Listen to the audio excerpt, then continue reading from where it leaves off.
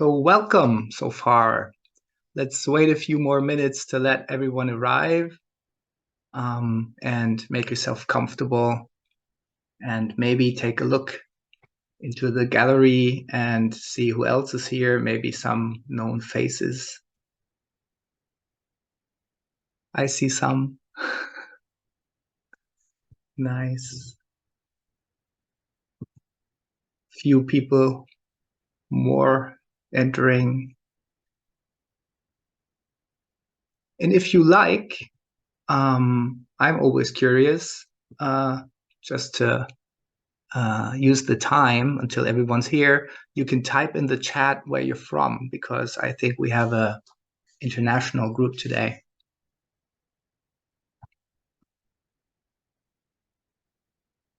Sweden, nice.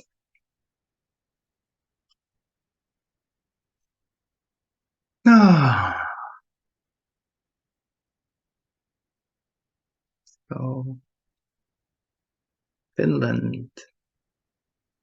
What else have we here? Another Finland.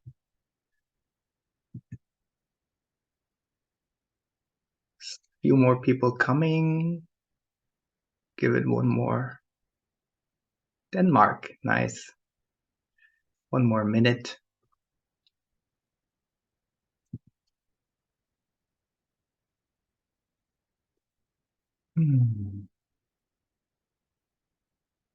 Yeah. So, welcome to this evening. Um, I'm grateful that you make time on your weekend evening to hang out with me and to listen what I have to say, about what I have to say, about needs and the nervous system, and how this all is interconnected.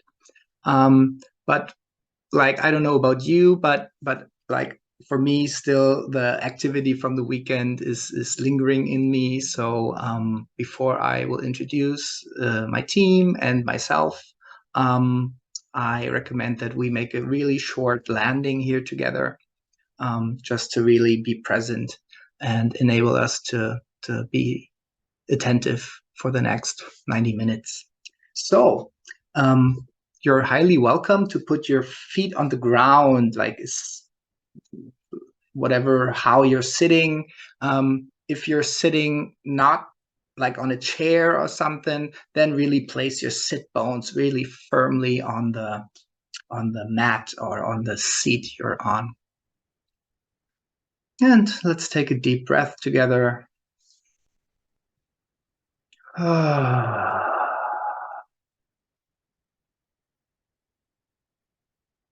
And while keeping breathing deeply, you might pay attention to where your body touches the clothes you're wearing while you're breathing, and just give a little focus there. And some of you already have closed their eyes. That's nice. So if that helps you to focus on yourself, I welcome you to do that.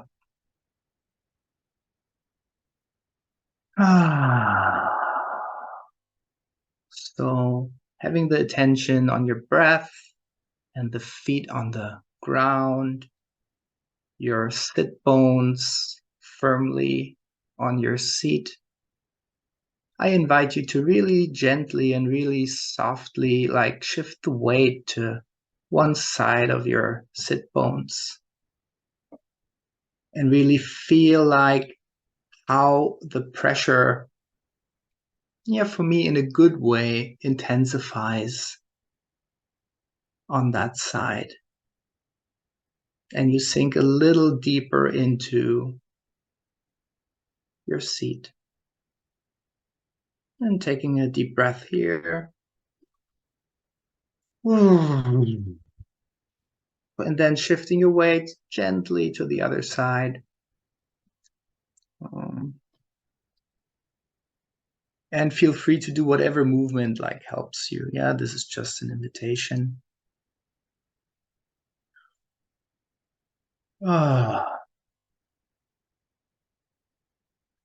And then like start to sway is the word, sway left and right a little, shifting your weight left and right, and let that pendulum swing slowly rise up through your spine while keeping your breath aware.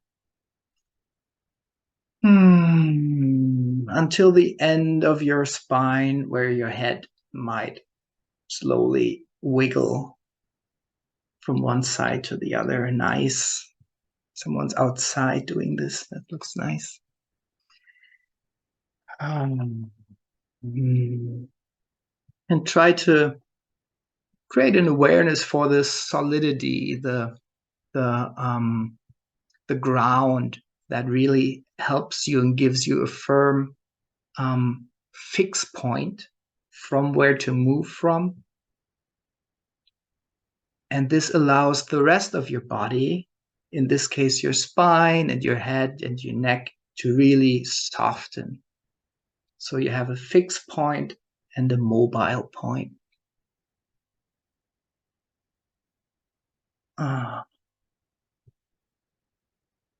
Yeah, nice. Giving yourself a few more breaths to just linger in the sensation. Maybe yawn, maybe open your mouth a little. Wow. And then, while still keep on moving, I invite you to slowly blink your eyes open, keep on moving, keep on breathing, and taking a look on who else is here. We're a nice little group, 15 persons. So here we are. Welcome, welcome. Hey, my name is Rouven, and I greet you very much to this evening masterclass. I'm right now sitting in Leipzig, Germany, and we have 30 degrees, so apologize for me being really sweaty and warm. Yeah.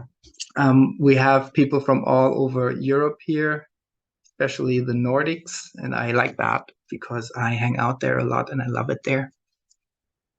Before I say a little to what we're going to do and introduce myself, I want to name my team for today. So we have Raisa here, and Raisa is holding the space with me and supporting me on chat and with the techniques. And when there's a technical issue or something, you can put that in the chat and Raisa will answer you. And there's Nora.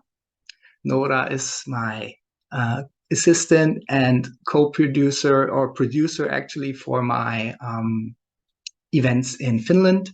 And she's holding the energy here with me and also supporting me if needed. Thank you, Nora. Yeah. Yeah, and I am Rouven. I'm sitting in Germany, as I said, but I hang out in the Nordics a lot. I'm working as a couples counselor and a cultural therapist, cultural anthropologist, sorry. Oh, there are still people skipping in. Sorry, I'm a little distracted. Cultural anthropologist. So I'm researching the development of human culture and society, especially with the focus on relationships, because I see the couple in a way, the relationship, the partnership as a core cell of the society. Like I always say, like we as individuals are like cells, and we come together with other cells, other individuals in relationships, and this this creates an organism. And this organism can be called a romantic relationship or a family or a business relationship or a political party or whatever, a football team, whatever. But it's built out of these cells. And we're going to look today at how your individual perception of yourself is in connection with your relationships and how this interacts. So this has a lot to do with your nervous system, and this has a lot to do with your upbringing and your relational patterns and your needs, but also things like trauma that may be there, big T trauma or small t trauma, but we will go into that later a little more. So let's see if I have, yeah. So what we're doing today is actually, I'm gonna make start with giving some bold statements, and you're highly welcome to challenge me there, to question these, because this later in this class will bring us into the interactive part where we can discuss things and we can really question it. And I love things to be questioned, because with giving the answers then and explaining, then we can really dive deep into the understanding. And often there's for me also another side to look at things, because I'm sitting in my bubble and I have my view, but there might be someone else of you like looking at from something else or having some other knowledge, and this can be combined then. But we will have this open Q&A and discussion at the end. So I will start with bold statements and a little lecture. I will give you an introduction to a certain model I use very much for my needs-oriented couples therapy. So I see needs as a driving force for every action we do. And this is where we will go deeper within the first part. And the second part then will be a kind of quiz, a practical quiz for you, where I will give you easy and some not so easy questions you can ask yourself. And you're highly welcome to discuss them later then within smaller groups in breakout sessions. Or if you feel uncomfortable with doing that, I highly recommend to at least ask yourself these questions and use that as a mirror to look at yourself a little more. So we will go into that a little, but we will prepare for that. So there's nothing you need to do right now. And then, as I said in the last part, we will open up that for a discussion and see what we can harvest actually and what we can gain out of this. Yeah. Just so you know, this session is recorded, but you hopefully, if we have the techniques right, won't be seen in the end result video. Still people jumping in. So you will be heard if we talk later, but you're highly welcome not to answer, not to say your name if you don't want that, or just put questions whenever they arise in the chat, and we will pick them up hopefully later if we have enough time for that. Yeah. Okay. So let's get started.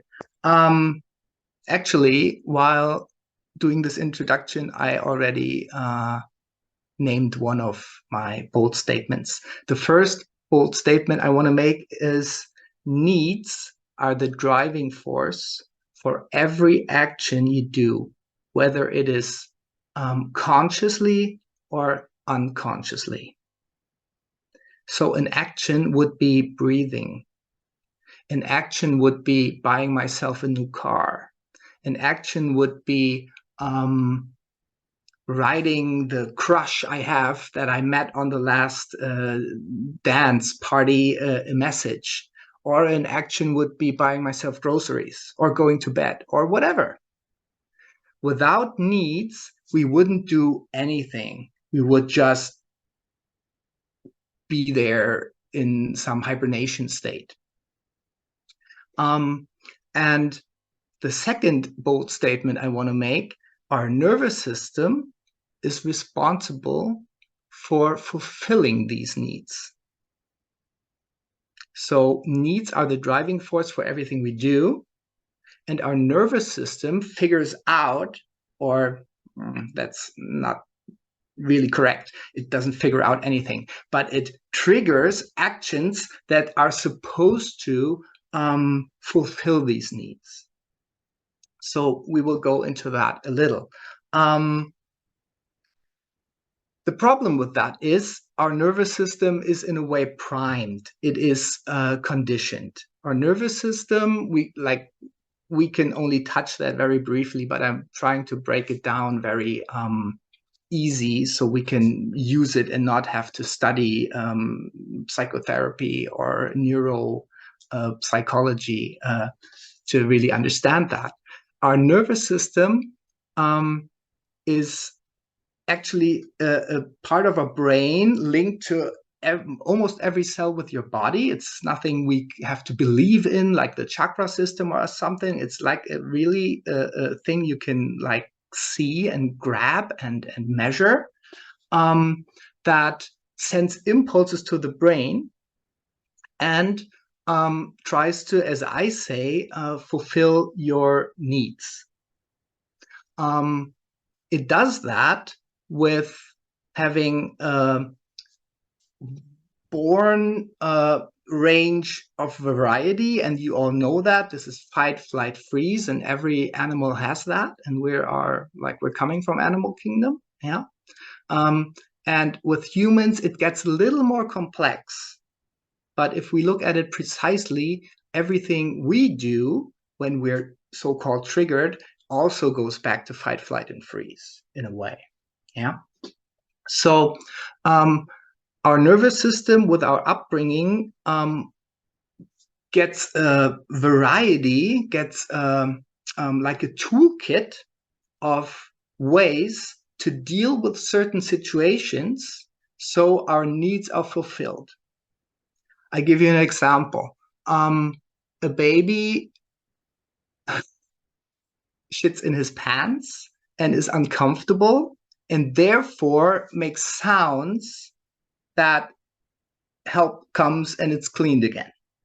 And this works.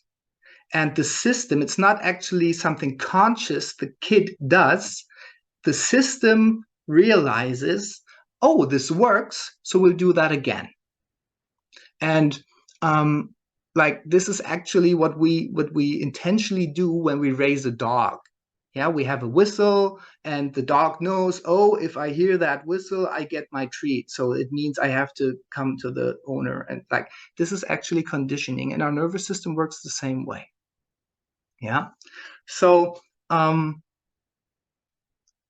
this is something normal. Our nervous system isn't our foe or enemy or something we have to get rid of or control all the time. Our nervous system is just a normal part of our system that also registrates that, for example, oh, I should take a new breath. And then it innerves the regions in my brain that says, oh, I need new oxygen, so I should take a next breath. So our nervous system is scanning our inside and outside the whole time, checking out if everything runs well, if my physical system is okay, and if there's any threat or opportunity from the outside. So in other words, if I say threat, if my needs, for example, my need for safety, is in any way corrupted. Yeah. So the thing is, as I said, we are conditioned, and it's a good thing for a child to cry if it wants to get its diapers changed. But the problem with that is we can also create so-called patterns, and you heard that, that aren't so healthy. These patterns are created with also conditioning, but they aren't as straightforward to the result as I cry and I get my diapers changed. So this could be the kid grows up a little more and has learned, oh, if I need something, I can use my voice for that. But maybe the parents of this child always say you have to hush down and you shouldn't be so loud and you shouldn't talk right now when the grown-ups are talking and stuff like that. Like I have heard that, like, shut up, the grown-ups are speaking right now. So my system, bit by bit, learned something else. It didn't just learn I can use my voice and I get what I need. It gets another message, and that could be, oh, I have to watch out when it's appropriate to speak, and I have to be careful not to harm or disappoint mommy or daddy, so that I still get what I need. So I get more careful, and I don't just say what I want. And this is actually already happening in every upbringing. We could find examples for that go in the direction of trauma. Like I am too loud, and then my father always screams at me or does worse things. Like this could be upbringing trauma. But what I want to point on is, without big circumstances, without big trauma experiences, our nervous system is primed and conditioned anyway. We cannot get past that. No matter what circumstances you live in, your nervous system is conditioned. And that's something normal. That's actually the root for evolution, to make it possible for an organism to survive in its surroundings, in its what's it called, environment. So it's something totally normal. The thing is, we as humans make it so complex. We have this we think it's highly sophisticated social system with what we interact, and it has a major impact on how we deal with each other. And to get to the point, what I want to state is, as we become grown-ups, or I actually see that with my kids already, with during the age between 3 and 6, there's something happening there with them. Yeah. And they build their identity on their toolkit they have already, with how they get their needs met. Yeah. So give you an example. I am divorced. So I have 2 kids from my ex-wife. And after that, we divorced while the kids were quite small still. And that divorce was very hard for me. And I had a really hard time, depression and burnout and stuff like that. In that time, I had a very quick fuse. So I shouted at the kids a lot, quite easy. I'm not happy about that, but that was what it is. I did my best, yeah, as we all do, I guess, yeah. So, and then after that, when my nervous system had more resources and I had more capacities, I realized that when I was sitting with my young son and he was eating potatoes and a potato fell off his plate to the floor, the first reaction was looking at me like that, because he was used to me screaming that. So he was conditioned and primed to not drop anything, otherwise daddy will be angry. And that made me realize, oh, sorry, but oh shit, this is hard to get out. Yeah. But then realizing that and reacting on that as something, oh, that's fine, no problem, gives him another experience. And the more often and the more conscious these new experiences are made, it's possible for my son, in this example, to override the old strategy, the old pattern. But the first pattern wasn't like, oh shit, I dropped my potato, I have to pick it up. Or who cares about the potato, I have another one. The first reaction was, now daddy's gonna shout at me. So his nervous system was scanning all the time, how is dad and am I safe? Okay, deep breath. Just for like before we go a little deeper there, can I have a little heads up, like, can you follow me so far? Yeah, great. Okay, good. So we move on. Nice, thank you. So what we usually call patterns is actually just something reoccurring. Our nervous system thinks about, like, oh, this worked once, this works again. And the thing, again, I want to say that I want to point on, we build our identity on that. So we start to behave in that way, and we do it often and often, and we start to build our perception of the world around this. Taking my son again as an example, I don't know if that's true or not, but it would be if I would have kept on shouting at him when he does something wrong, yeah, he would build up a perception of hypervigilance, of being careful and running around like that and trying not to make anything wrong. And this would become his identity, at least in parts. Thinking like identifying actually with that, like realizing that my surroundings, my environment is dangerous. If I don't do things appropriate, I'm going to be shouted at. Yeah.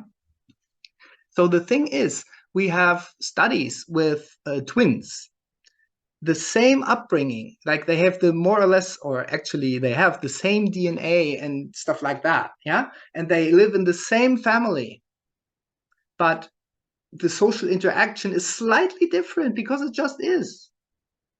Like the one gets the noodles first and then the second, and already something happens. So even twins with the same prerequisite never will end up as the same person. And that's why our human society is so highly I'm having the word confused, which is right, but I want to say I'm missing the word. It's complicated. It's complicated, not confused. It's complicated. We are highly complicated because we have our perception of our identity. This identity is based on our nervous system and its patterns. And we interact with other people that also have their identity based on their nervous systems. And what the nervous systems are doing, they're scanning each other the whole time and reacting upon each other. And this is what makes human relating so wonderful and also sometimes so extraordinary, exhausting and strange. And that's why relationships, although we love each other, are somehow so strange. Yeah, let's call it strange and hard. Yeah. And what we're going to do today is look at what every individual can do to create a more solid foundation from what point you go into interaction and from what point you relate to others. Because in my everyday life, when I'm the couples therapist and the couple comes towards myself, not like visits me, yeah, in my practice, it's mostly about the interaction. It's about the dynamic. But if we create an awareness and some responsibility, self-responsibility about how I react and what my patterns is, and if we create some nervous system and needs awareness, we bring in a totally new game changer, and the other person has a new capacity and possibility to interact with me. And that's actually an upward spiral. And so this is where we're going today. Yeah, deep breath. Okay. So I started with the statement, needs are the driving force for every action. So we first have to discuss a little what needs are. We often misconcept needs as the thing we do to get our needs met. So I say, I have a need for a pizza. I have a need for holiday. I have the need to lock my doors at night. That's not needs. There's a fly flying here. If I lock my door at night, it's not the need to lock my door. That's the action that fulfills my need to feel safe. If I have the need for a pizza, I don't have a need for a pizza. I want to survive. I need nutritions, and my need for stimulants and nutritions wants the special combination of nutritions and whatever fat, and that brings me up, and that's the need for stimulants and survival. And if I say I have the need for a for an open relationship or something like that, it's not the form of the relationship actually I have the need for. It's about the way I feel more or less free to approach other persons, or to love freely, or to not feel committed or set in something. Here it gets more complicated, but it's not the need for an open relationship. So I think you get the point. Yeah, we don't have a need for a holiday. I have the need for recreation. Yeah, okay. So right, we often misconcept the needs for actually what we do to fulfill our needs. So there are a lot of models that tell you how many and how different needs are. There is this Maslow with the pyramid, and there are a lot of others. And I, a few years ago, stumbled over one which I developed a little further. I want to show you today, and I actually feel like every other concept about needs I met so far could be integrated there, and it's so easy. We can break down all the driving forces for every action we have with focusing on 3 needs. I'm going to show you a graph. Boop. Can you see this? Can I have a, yeah, okay. So we have 3 needs, and actually it's just that. We have, we're starting with the top of the triangle here. The need for self-efficacy. That's a hard word, and nobody knows what it means. Some even native English speakers don't really. It's how much effect I have on my life. That's a need. If you take a toddler, if you have children, they build up with their wooden blocks, they build a tower. And then they say, yay, that's self-efficacy. I have an effect on the world. I can build something. And in the next moment, they just push the tower. And we as parents say like, oh, why did you destroy the tower? You built such a nice tower. The kid says, it's not about the damn tower. I can build it and destroy it whenever I want. That's self-efficacy. Self-efficacy for a grown-up might be, I have trust in myself that I can change my job whenever I need to and whenever I want to, when it's not aligning with my virtues anymore. Or that my kitchen is tidy in the evenings, so I can go to rest then without knowing that I have something to clean up tomorrow. That is managing, having an effect on my environment. And this goes from deciding what you wear in the mornings, what job you have, what person you marry or want to date with, how you want to date people, until big things like what purpose you want to bring into the world. So it can be really small, my self-efficacy. It could be like if we take, for example, someone who sees himself in the punk scene. He has his keys, I don't know, yeah, this haircut, yeah, and this is my expression of I intentionally step out of the mass, out of connection. That's the other need, to give myself some special notion, and I give myself a special taste, and this is feeding this person's picture of themselves. So we have this self-efficacy. You can also call it self-agency. And it is, as I said, a wide range from something small, like deciding how your haircut is, and until big things like your purpose, your job, what you bring in your life, what you identify with. So the self-efficacy has to do with yourself, with the me. Who am I? My identity. Then we have this green need. And again, I want to point on, we're talking about needs. Yeah. This green need is the need for connection. And this is like everyone more or less knows what I mean with that.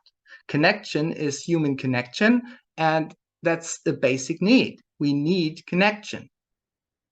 We have a sense for belonging. And it's different in every person, but we all have all of these three needs.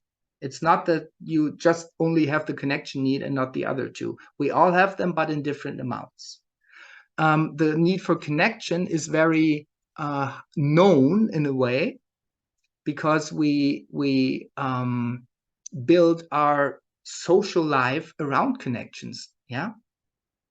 But you also know that when you visited relatives or whoever, yeah, after a while, when this need is fulfilled, you also have a new rising of, oh, I want to be in my own space again. I have enough connection right now.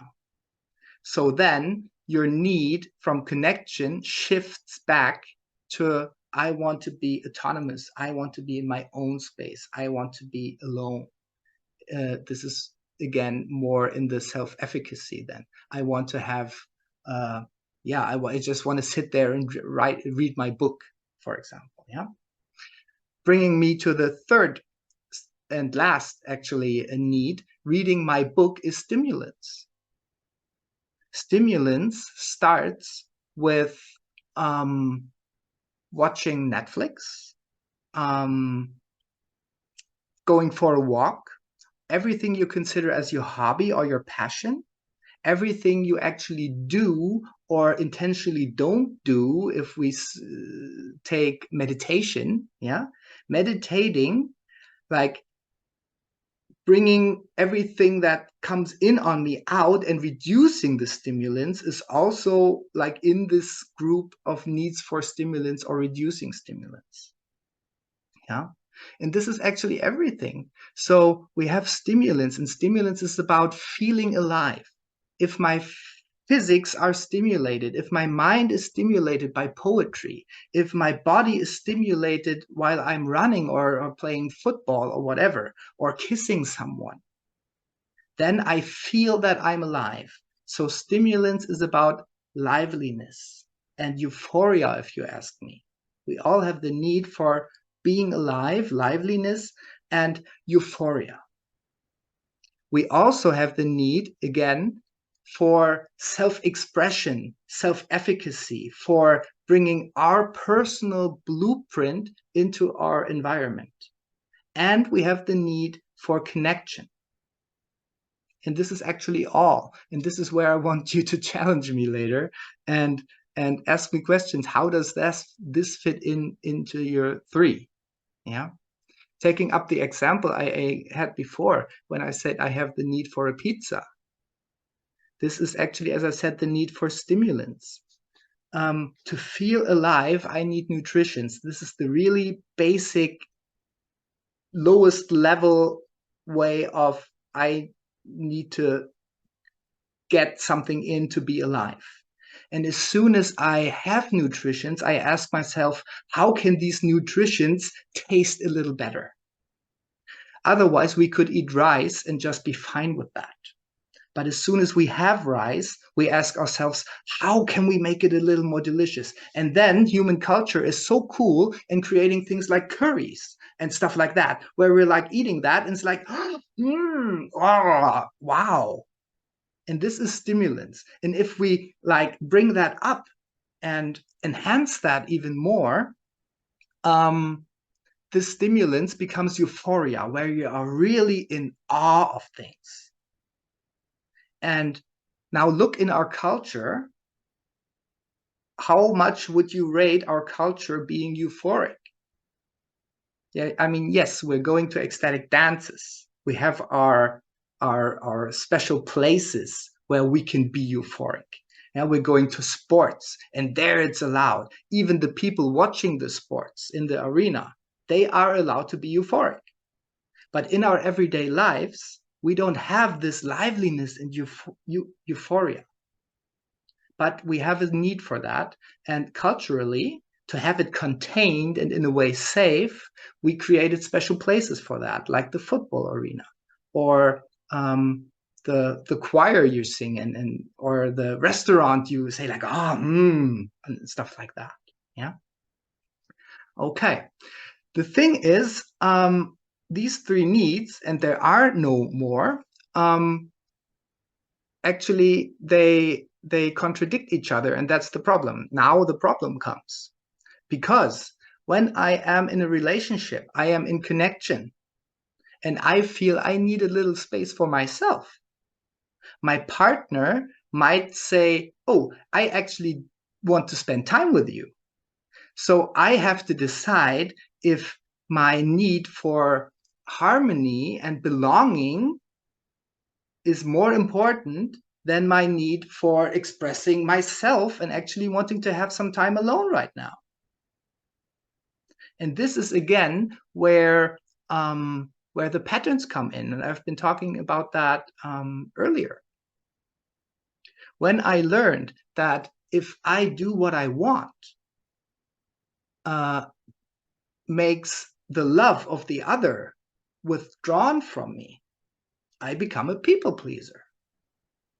And then I have my focus on the connection and the belonging need, but I totally bypass the need I actually would have and maybe don't even feel it. So I actually would love to go to my yoga class tonight and spend time stimulating myself and feel like nurtured through that. But knowing that my partner wants to spend time with me, I stay at home. And I also want that a little because we have all three of these needs, but doing that too often compromises other needs I have. And then this backfires. This comes out sideways. This shows in resentment and things like that. And when you turn like end of 30s, beginning of the 40s, we call that midlife crisis. Midlife crisis is your needs, or actually your nervous system, telling yourself that you have not looked at special needs in your life so far. And we can do that 30 or 40 years.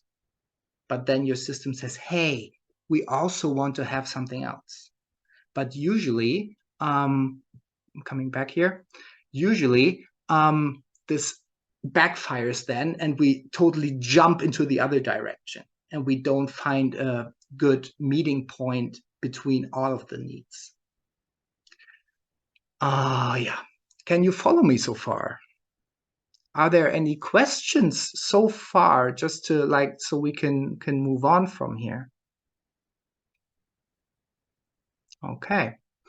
Good, nice. And we haven't lost anyone yet. That's good. So I'm coming to the point.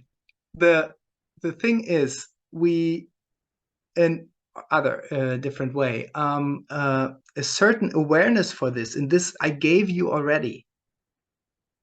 Just being aware of where my driving force, my intention for doing something comes from, and there are only these three needs, brings in clarity about what I actually want and need, and communicating that to the person I relate with. And it could be the person bringing me the pizza later, or my children, or my spouse, or the person I have a partnership with. Whoever, I don't mean just romantic relationships. Whoever I have a relationship with, communicating that makes it much more healthier and clearer in the relating patterns. So if I would have been able, when my son dropped the potato, to say like, okay, son, listen, this triggers me in a way that my self-efficacy is challenged. I have to clean up that. I'm overwhelmed with that anyway. It's not about you. I just feel not in capacity to do that, and I need things to work in a certain way. That's self-efficacy.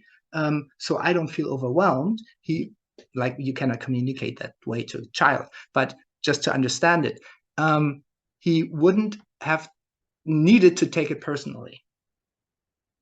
But what he got was, if he does something wrong, I'm withdrawing the connection from him.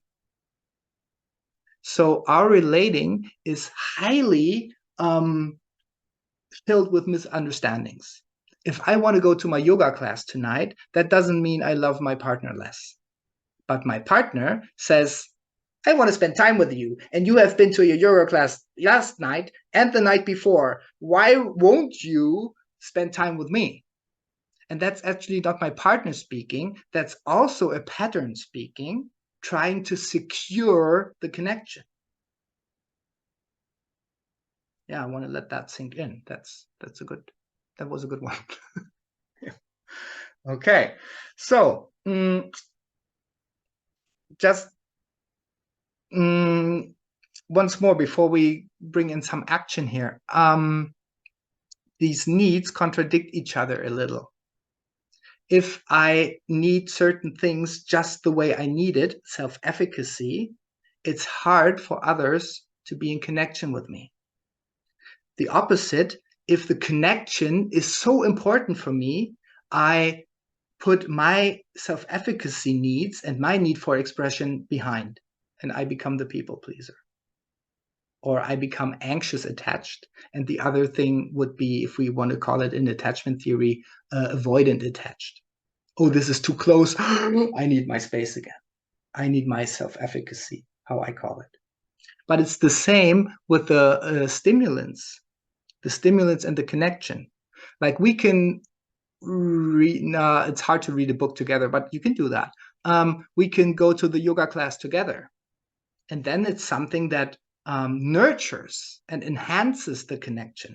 But if I go to my yoga class alone, we cannot have the connection at the same time. So they're contradicting each other. At the same time, if we find something, we stimulate ourselves together and we're both happy with it, it nurtures the connection. And this is what couples try to do when they say, oh, we should do a dancing class. But this only works if really both people want to go to the dancing class. If he only goes to the dancing class because she wants to do it, they will be frustrated anyway.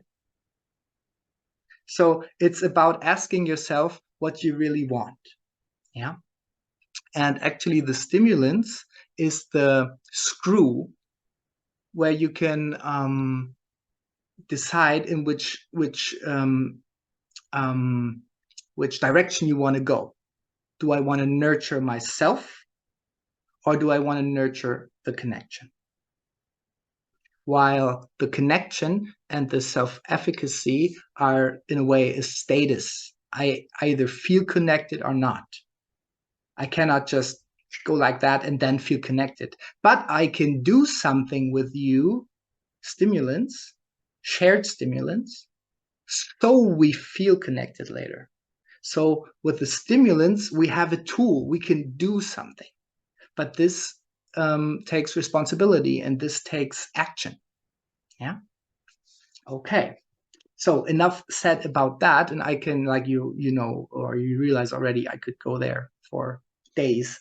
Um, let's make a little quiz, and mm, with 17 people, yeah, like I I first want to ask you, like, to just for yourself. Yeah, you don't have to talk about that, and we'll see how where we go on from that. I want you to ask yourself, taking these needs in account, generally, how fulfilled would you perceive your life? Like, are you fulfilled with your life on a scale from 1 to 10? 10 is like, I live the best life I could live, and 1 is like, this is not really what I want. Yeah. So just answer for yourself. Um, how fulfilled is your life on a scale from 1 to 10? And then, if you're not in a 10, ask yourself, what story do you tell yourself is keeping you from having a 10? And it could be like, oh, I'm a father of young children and I need to wait to travel more, or I need to do my job, or something like that. And that's fine. It's not about right or wrong. It's just, we just want to start creating an awareness. So what story do you tell yourself is keeping yourself from having a more fulfilled life?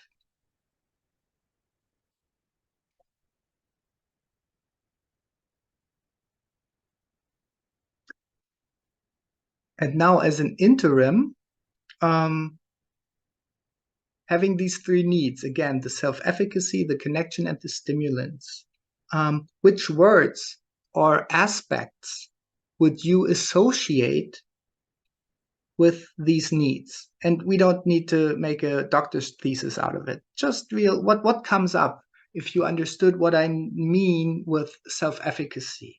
How do you give your environment and your life your unique imprint? And just pick up some things there. For me, it's like, I live alone and I want to live alone because I have my order. I have my stuff where I want that. I know where my key lies all the time. And that could be even pathologic. Who cares? My need is, I want to know where my stuff is. That's my form of self-efficacy. What is yours?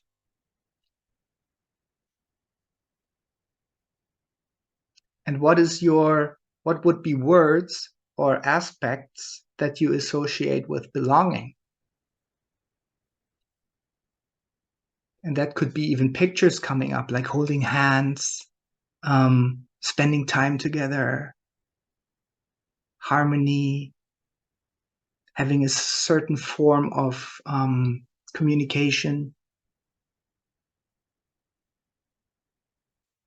Yeah.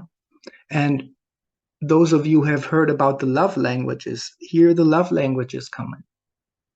Love language means, this is the language my nervous system realizes that my need for belonging is met.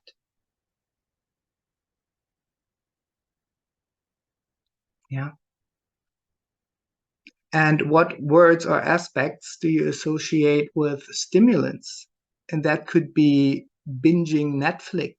That could be eating ice cream every evening. This could be doing sports or writing books, reading books, listening to music, doing your hobbies, playing guitar, smoking even cigarettes, yeah, eating too much, or actually also too little. And be honest, like, you don't have to tell anyone, yeah. But we're holding up the mirror and trying to create awareness here.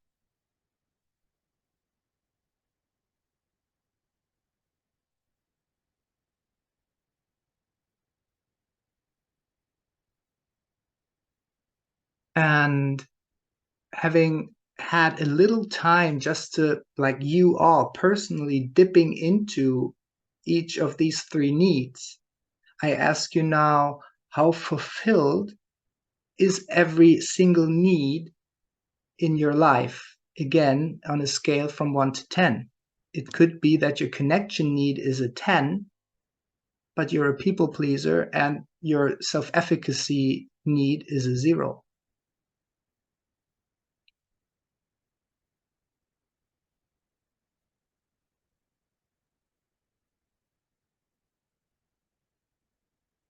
So run through the needs and ask yourself, do I feel from 1 to 10 that I give enough imprint of my personality into my life? Like when we say things like, I need more empowerment, or I do things for myself, or yeah, this is self-efficacy. Then go to the connection. How 1 to 10 is my connection fulfilled?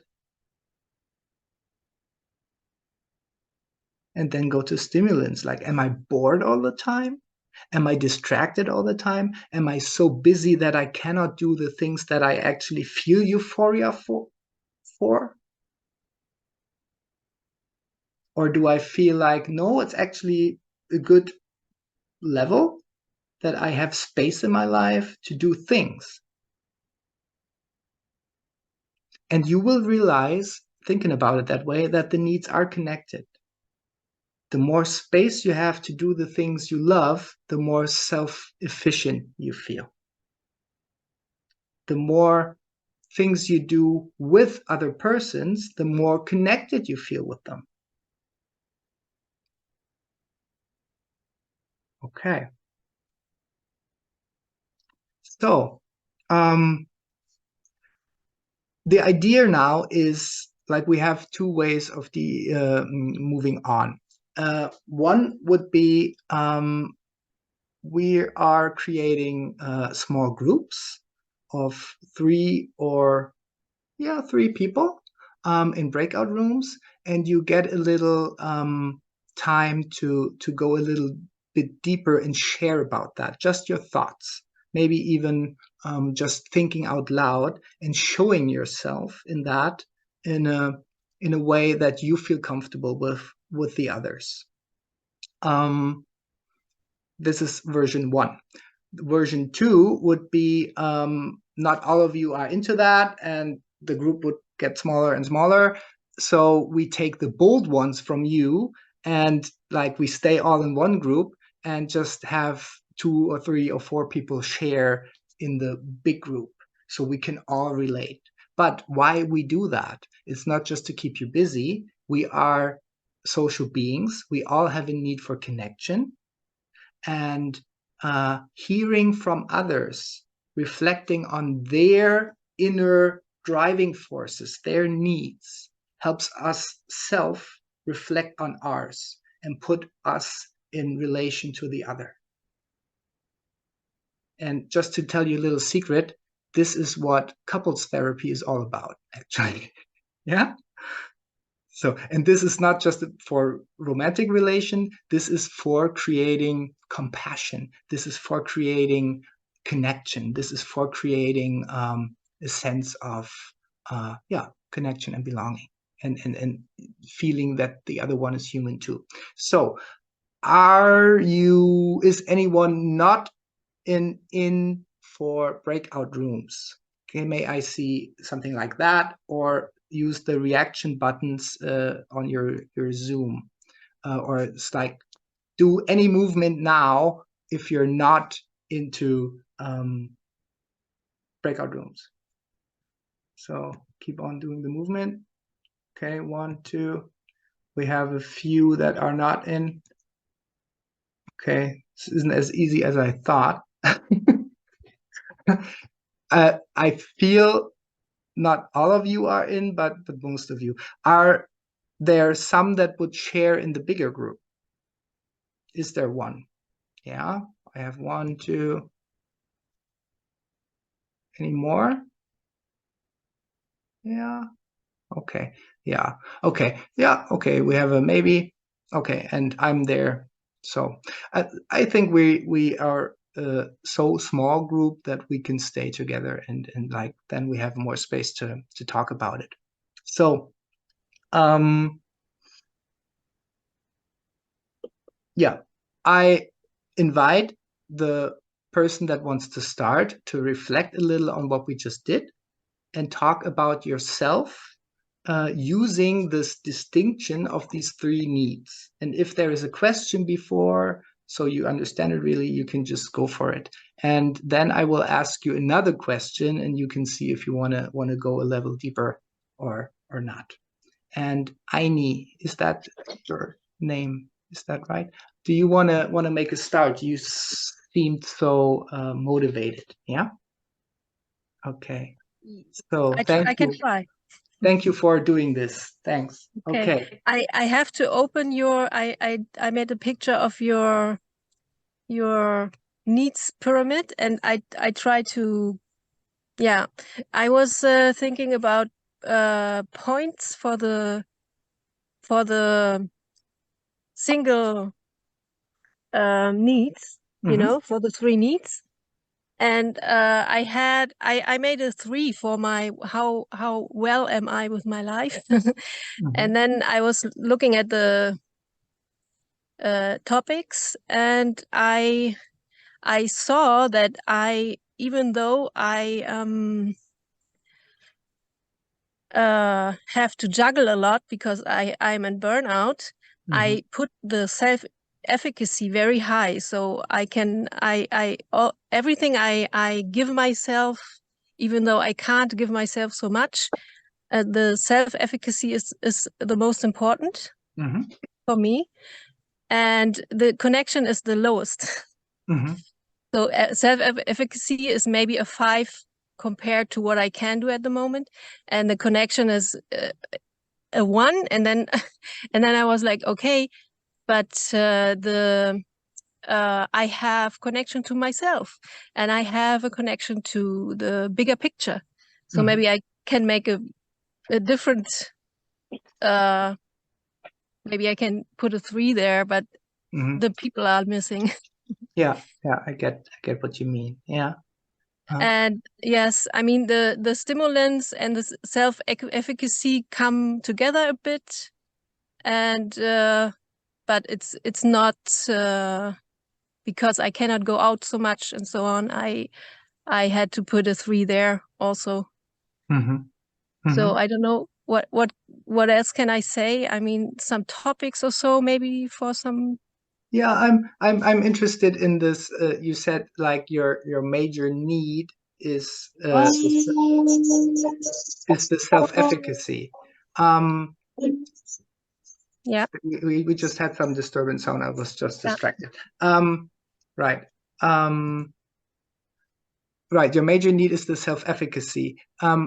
Would someone realize that seeing you behave, or is that just your need, but you don't actually act upon it?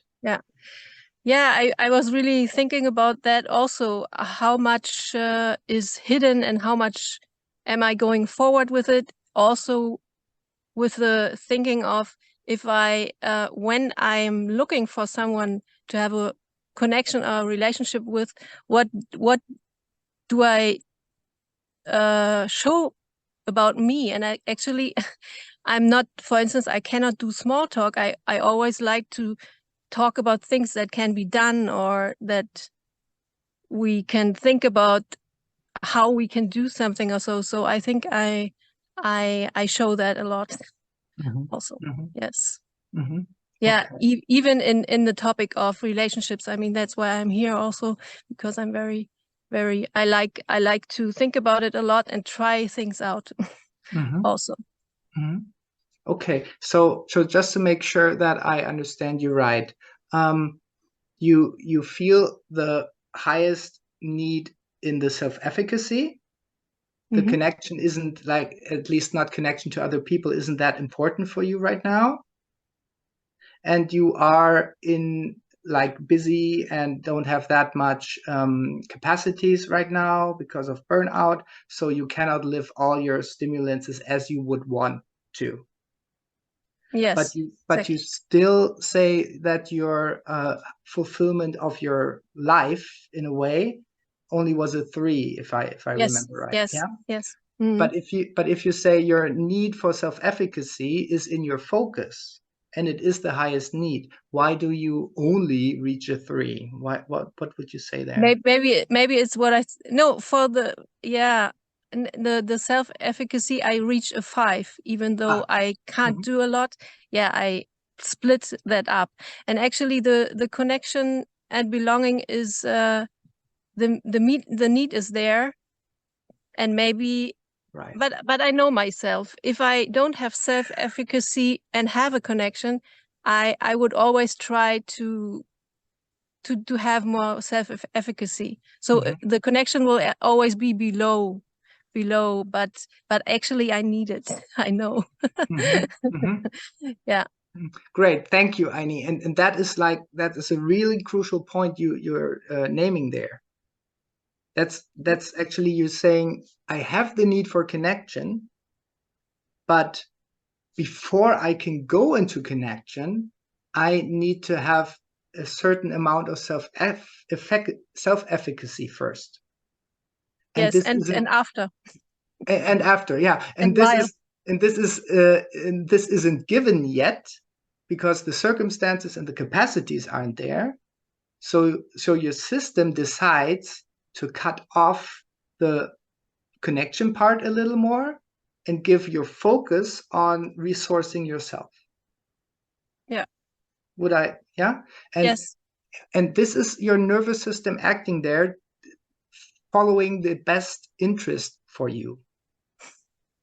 Because otherwise you would lose yourself in some connection. You could have a connection, but you would sooner or later, as you say quite fast, always cannot really stay there because your self-efficacy isn't fulfilled. Exactly. Right. Yeah. And thank you.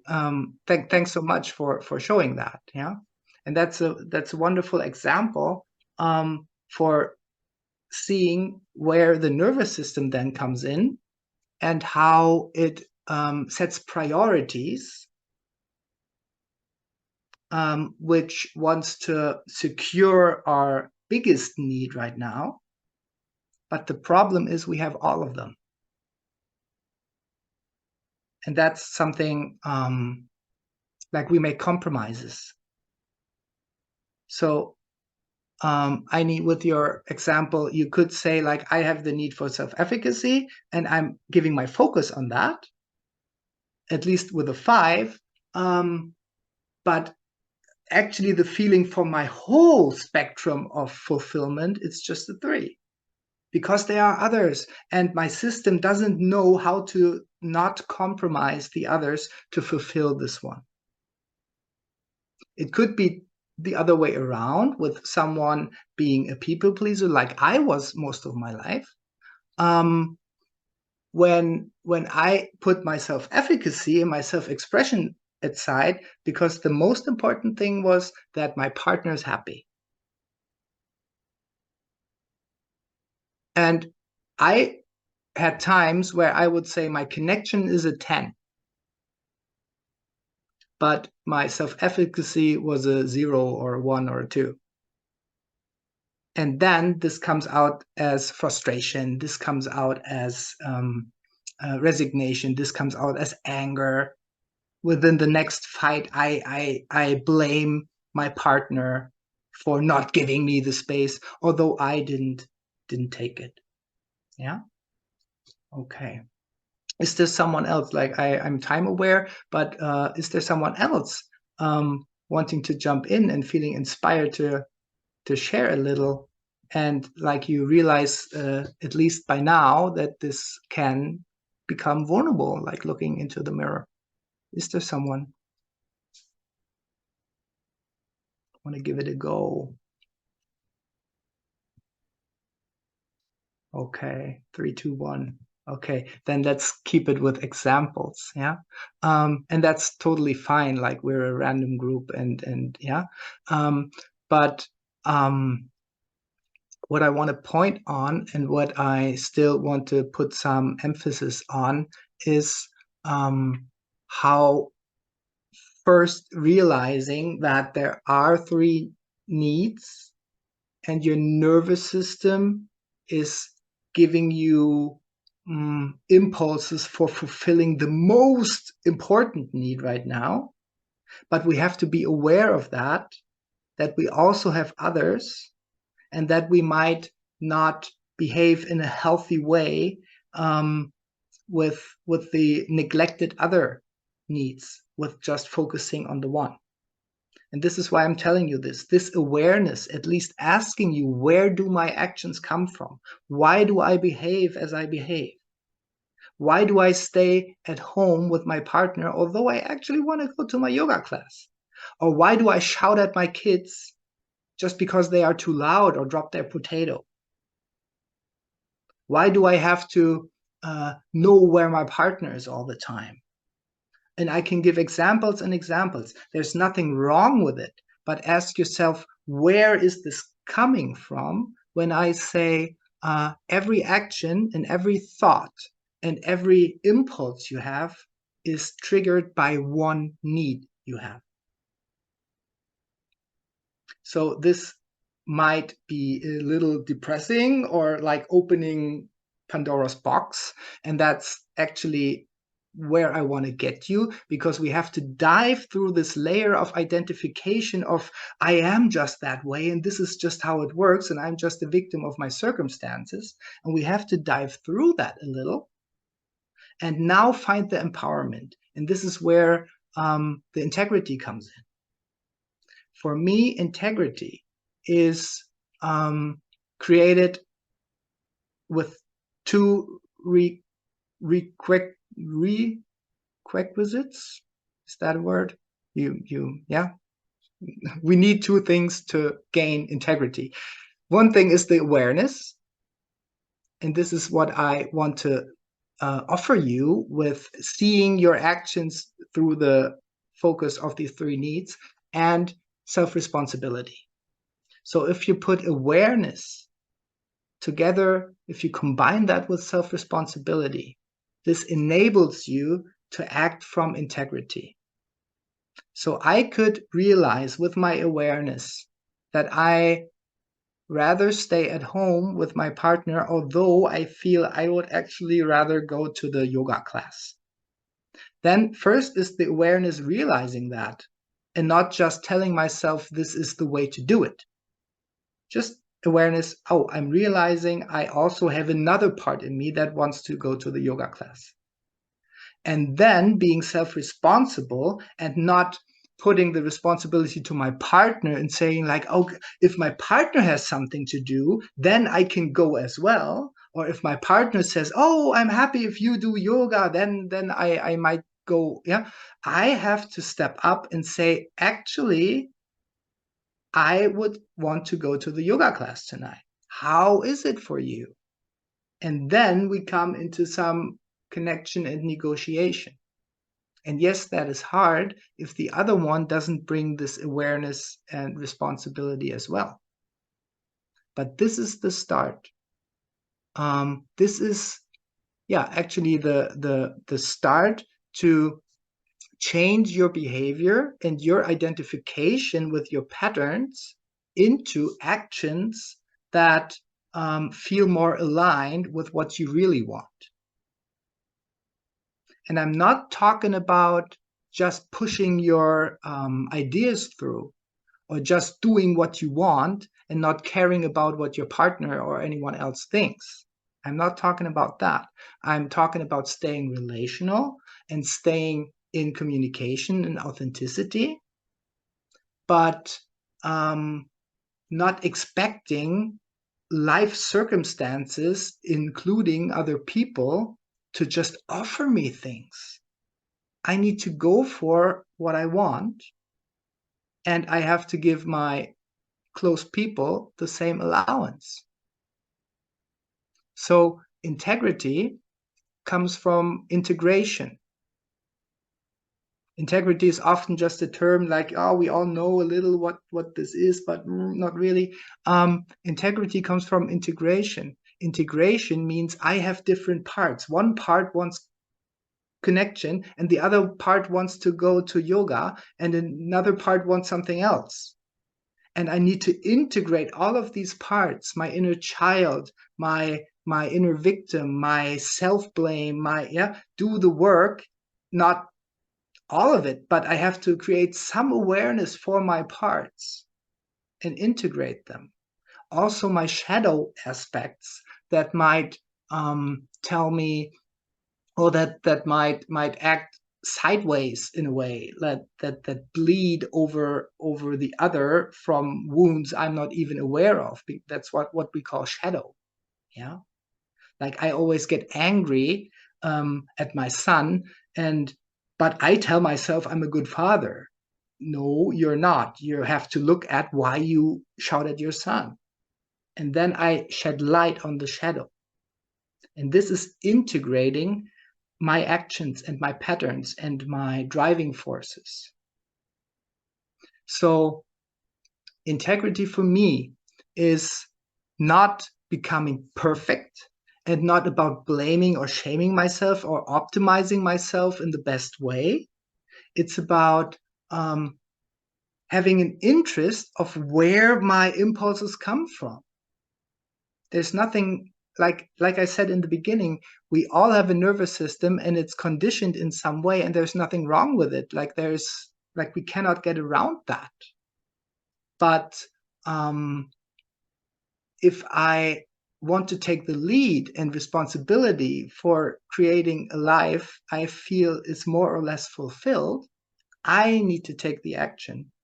And integrity and integrating my partially contradicting parts is the key for that.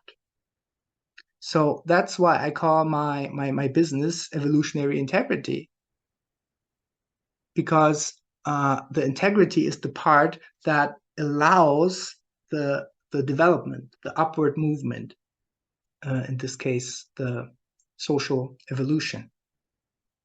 And imagine people being in relationships where everyone has a certain amount of awareness and the self-responsibility of bringing their truth in connection. And you do the same. And there we find a new common ground. There something could happen like, I want to go to the yoga class, my partner wants me to stay at home, and the end result will be my partner doesn't feel left alone anymore if I go to the yoga class, because my partner realizes that there is an attachment issue, and I can do other things that give my partner safety and tells my partner that I love her. So she will freely say, hey, honey, just go and have fun. But we usually tend to not even come close to that when we identify with our impulses and patterns. Yeah. So this is where I wanted to take you, and I could go there deeper, and I will in other occasions. I will talk into that a little more just now. But before that, I want to open for questions and reflections. Like, what are you sitting with right now? And what is going through your mind? Do you need some specification to really understand something? Or do you want to share where you're sitting with right now before I leave you into this evening? Is there anyone?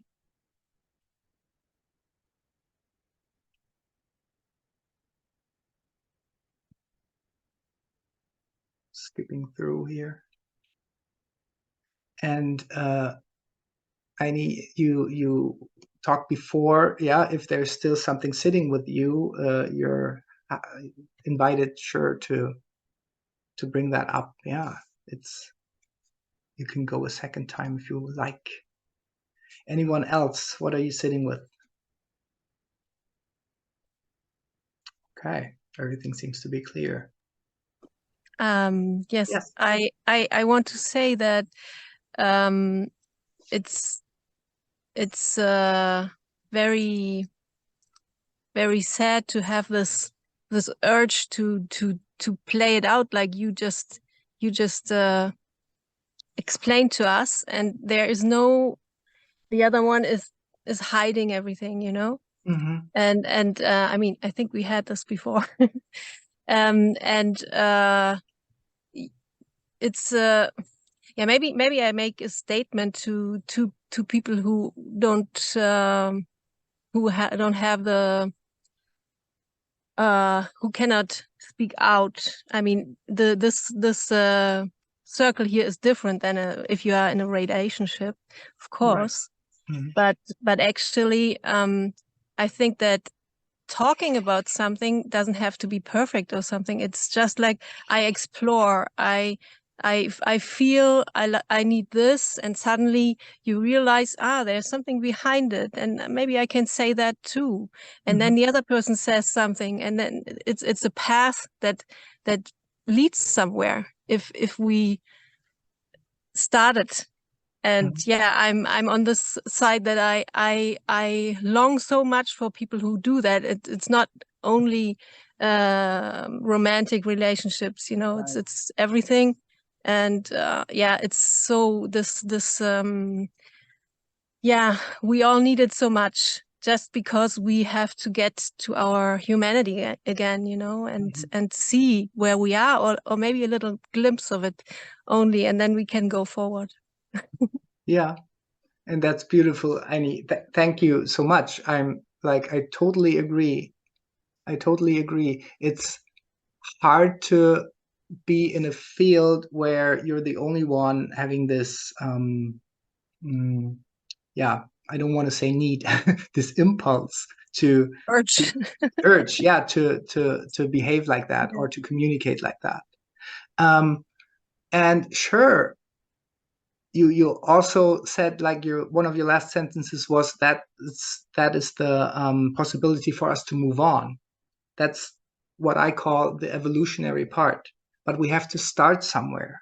We cannot stop ignoring the fact that we identify with our patterns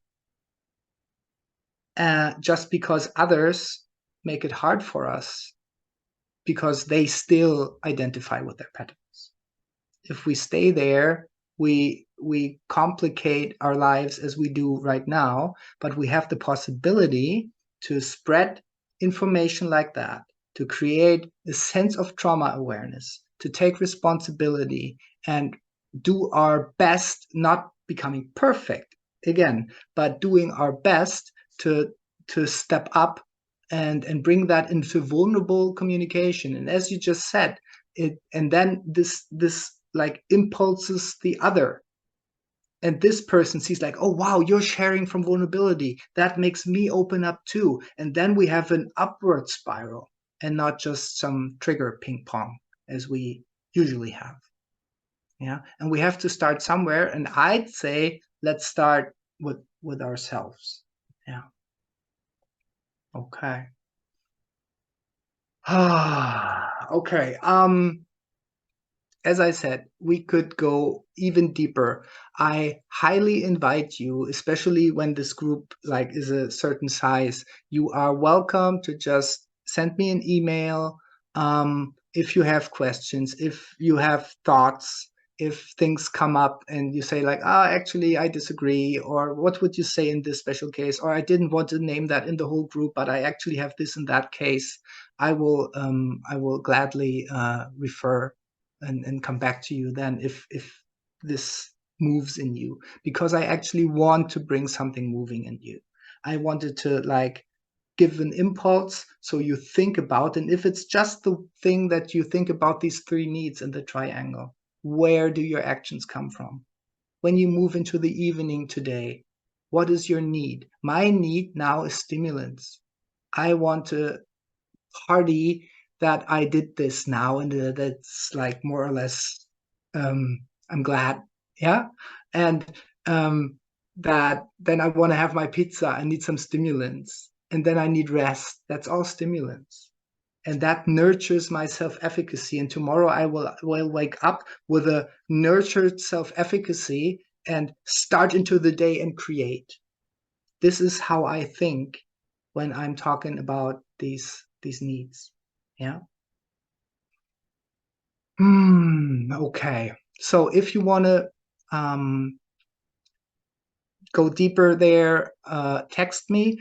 Or if you really want to challenge yourself and really dive deep with a bigger group, with a health group, I'm offering a training in Finland from October till December, where it's all about integrity. It's a 3-module training, 3 times 5 days, where we dive through personal integrity, relational integrity, and cultural integrity in a closed and safe and a bold container of people that dedicate themselves to bring more authenticity and more thriving and more what they really want into their lives.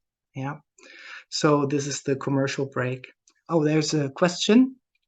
Yeah, please go ahead. Yeah, I was wondering, because I've been wondering actually a little bit the whole time, and now you just mentioned. And do I understand correctly that you see rest and recovery as within the stimulant need, like the Yes. liveliness? Yeah. Yes. Yeah. Yeah. Yes, I do. Thanks for your question. And like, it's hard to find good words, but I would say it's a form of stimulate. It stimulates and makes it, in a way, nurtures my body, and it creates the resources. I can be self-effective again. Yeah. So yes, So then the stimulant is the physical needs, also when it comes to food and warmth, and it's like all the physical needs go into stimulants. Yeah, but not just the physical needs, also the mental needs, like poetry and stuff like that. Yeah, sure. Yeah. And like every need has their dark side also. I could like, if we talk about compensating, like taking drugs or something, that's also stimulants, but it's not nurturing me. It's numbing me in a way, or distracting me from that. I don't feel myself self-efficient. If I sit in YouTube for 6 hours, I numb myself, so I don't feel that my life doesn't feel flourishing. And there's nothing wrong with it, as long as, again, there's some awareness to it. Yeah. This is like the point I want to make. We need awareness, and I thank you so much for listening here. So you can. I have one more question actually, and that is, if one does not have the possibility to go to the education in Finland or so, but do you give also sessions? I mean, you did say that you work as the coach or the therapist. Or... Yes. Yeah. I just wanted to come to that. Like I wanted to pick up the commercial thread again. Thanks. Yes, you can reach out to me with private sessions, 1-on-1 or 1-on-2, if you want to come with your couple, or if you want to work with me in person, that's online is possible, or or in my practice in Germany. If you want to like get a little taster of this work in a more fun and a playful container, I invite you to the Relational Laboratory I host with Ida Helmers. Actually, next weekend in Helsinki, and the last weekend of this month in Malmö. If you're anywhere close to southern Sweden or southern Finland, that would be a place to get to know me better and the work, and to we always say it's a laboratory where we explore our patterns and try new ones to shift our possibilities into new experiences. Yeah. So this so much where you can keep on working with me. But I'm looking very much forward to receiving your questions if they arise.